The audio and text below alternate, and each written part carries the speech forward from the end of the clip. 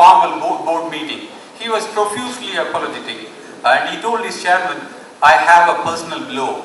My father has expired. His father was living in Lalgudi. Then immediately Arjun undertakes his journey from London to Lalgudi. The journey of enlightenment begins. Arjun's father, Krish sir, was a school teacher. He was a principal school teacher. He was an embodiment of discipline, simplicity and philosophical outlook. Arjun's responsibilities deprived him of constant communication with his father. There were only occasional courtesy calls with his father. Arjun reached Lalgudi. The funeral pyre was lit and he was inconsolable. Arjun was devastated. He was feeling the absence of his father at this critical point of time. He went home. He did not talk to anyone. He went to bed. Suddenly, in the middle of the night, there was a voice which woke him up. He realized it was his father's voice. His father, Krish sir, told him that he will visit him for the next 10 days. His soul will visit him for the next 10 days. And he will clear the clutter in his mind. 10 nights, 10 questions. That's all Arjun has to get the answers for the most daunting questions that bothered him. The story continues. Each day an event occurs. An event in his father's life was recalled by the associates of his father. This event triggers a question in the mind of Arjun. Then Arjun goes upstairs to his father that night and tries to get answers from him.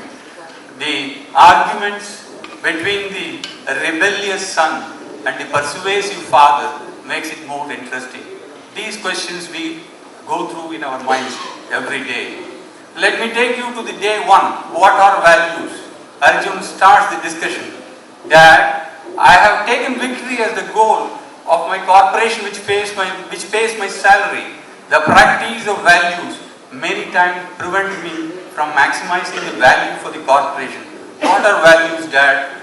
Then heated exchanges take place on Vedas, ancient scriptures, various religious scriptures, and the thoughts of the great leaders, literature pundits, and the great philosophers. At the end of it, they try to find an answer on what are values. Finally, it boils down to the key word, conscience. If the system violates intelligence, it is bad. If it injures the character, it is vicious. If it injures the conscience, it is criminal. Who looks outside dreams. Who looks inside awakens. The voice of the conscience is so delicate that it is easy to stimulate, but it is so clear that it is impossible to mistake it. So the bottom line, therefore, the voice says, be a master of your will and a slave of your conscience. Courage, conviction, conscience. These are the key terms that emerged during the discussion. Few stories emerged during the discussion on conviction and upholding of conscience. Some of the stories for you here now. The voice continues with the story. Manjunath, an IIM management graduate, an officer in the Indian Oil Corporation. Satyendra Dubey, an IIT product, an officer in Highways Corporation of India, were killed while showing extraordinary ethical commitments on the job. Now here is another story about George Couto. George Couto was a marketing executive in one of the largest MNCs in US. One day he attended there was a business ethics and leadership conference at the headquarters. He attended that along with other executives. It was declared over there that the employees should not only obey the letter but also the spirit of the law as well. George Couto, among other employees, knew of a technical violation by which the company was getting more money under some medical aid program.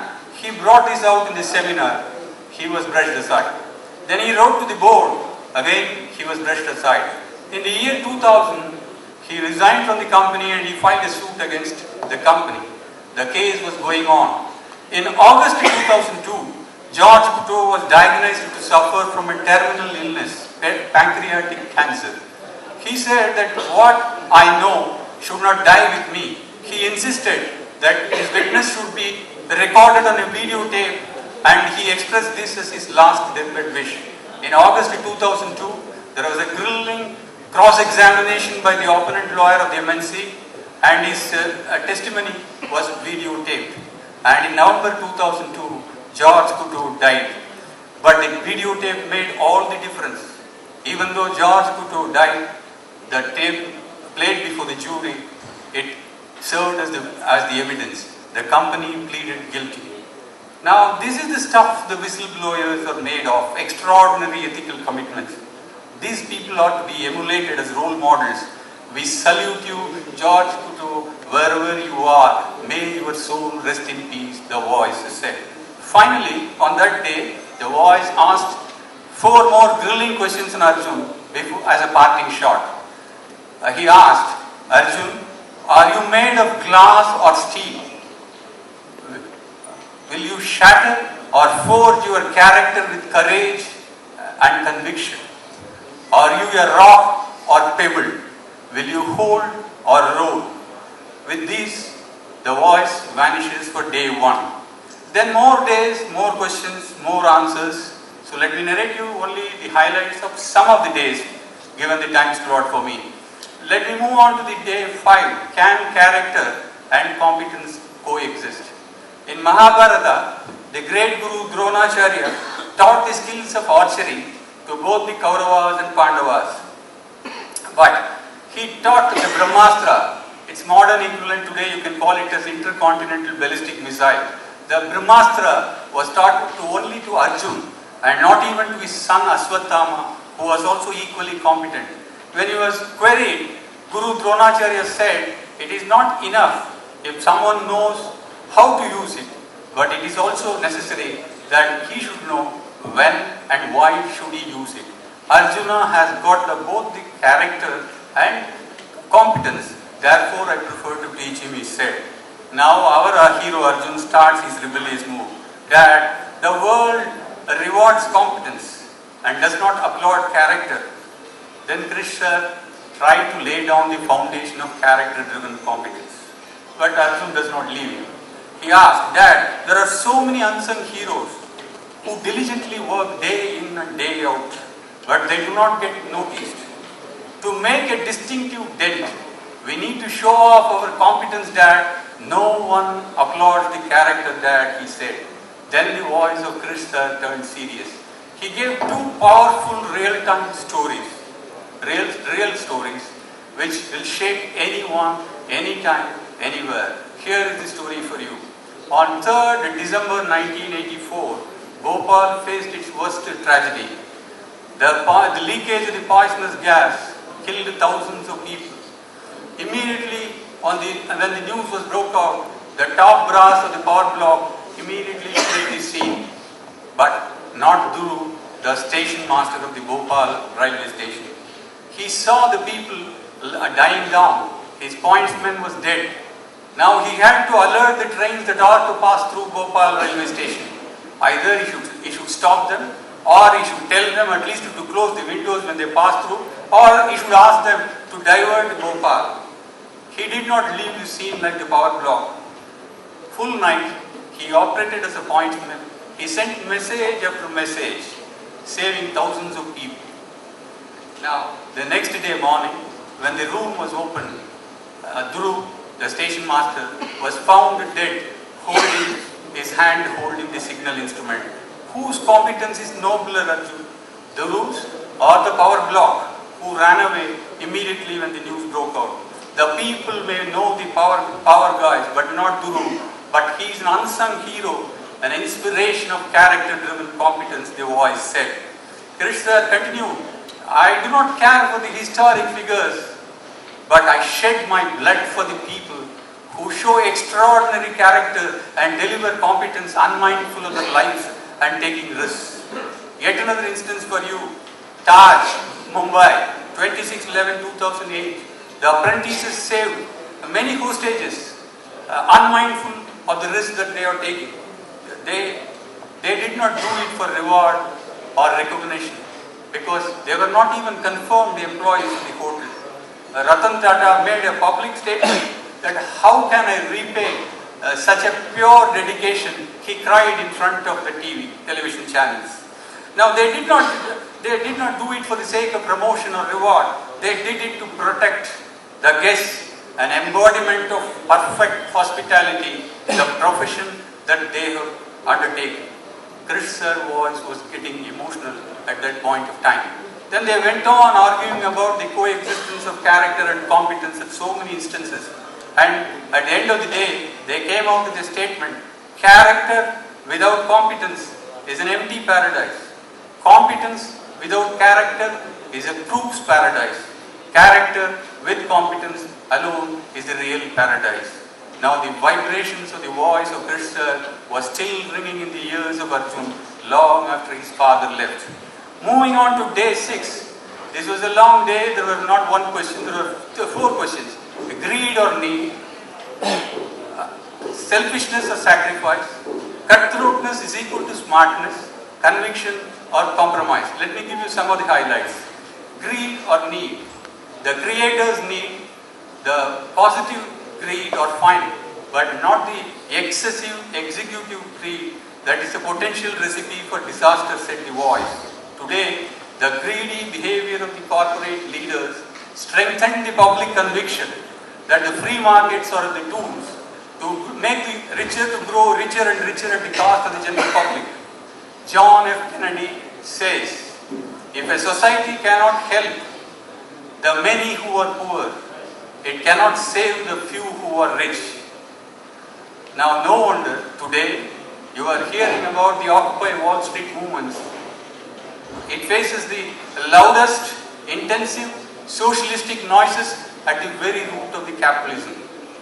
Turning on his attention to the executive remuneration, the voice added, in the 1980s, Peter Drucker said that the ratio of the CEO to the average executive was around 40 to 1. Today, it is hovering around 400 times to 1. Does that mean the CEO is 400 times smarter than the average executive? Now, earlier the salary gap was determined by the intellectual gap or the responsibility gap. But unfortunately today the salary gap is determined by the so-called result gap. The result gap driven remuneration has created a new theme: create numbers at any cost. Now moving on to the next question, selfishness or sacrifice, the voice asked, what was the point of sending the people at the lower levels or burdening the taxpayer when the most of the faults are lying with the top brass? The top brass of the large automotive companies in US, they flew in their private jets to present their own revival plans. This is not sacrifice, Arjun, the voice said. Look at this story. A CEO of a large bank in UK, who was the architect of the failure of the bank, he retired at a very young age of 50 with a whopping pension of 600,000 pounds per annum, 50,000 pounds per month, while 20,000 employees of the bank lost the jobs. And when he was asked, he said that my pension is governed by the legal right, and he refused to pay back even one single pound as a voluntary surrender for the revival of the bank. This is not sacrifice, he said. When something cannot be cured, it has to be endured, the voice thundered. Moving on to the day 9. The day 9 was a motivation session for Arjun because he was so low, because he lost all his past glories. So this day, it addressed these issues: success management, happiness management, failure handling, and miseries handling. As usual, it was a long session, but it provoked the power of positive thinking on our hero Arjun. Now I'll give you some of the glimpses of this. On success, the voice says, success is a lousy teacher.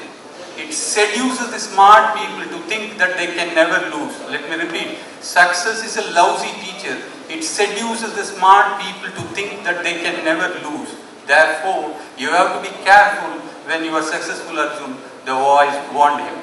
Now the voice narrated yet another story, the story for you. A marketing executive was in deep debt. He didn't know what to do. He was sitting in a park. He was wondering, what can I do? At that point of time, an old gentleman walked up to him. He asked him, what is his problem? He said, this is my problem. I have a series of debts. I am not able to come out of it. Then the old man said, no problem, I'll give you the money. You use this money for a month, for a year. Next year, same time, you meet me and hand over the money. He gave a check for $5 million. You know, the check was signed by whom? It was signed by John D. Rockefeller, the greatest oil magnate of those days. Then this business executive took the check, he kept it in his safe custody, but it gave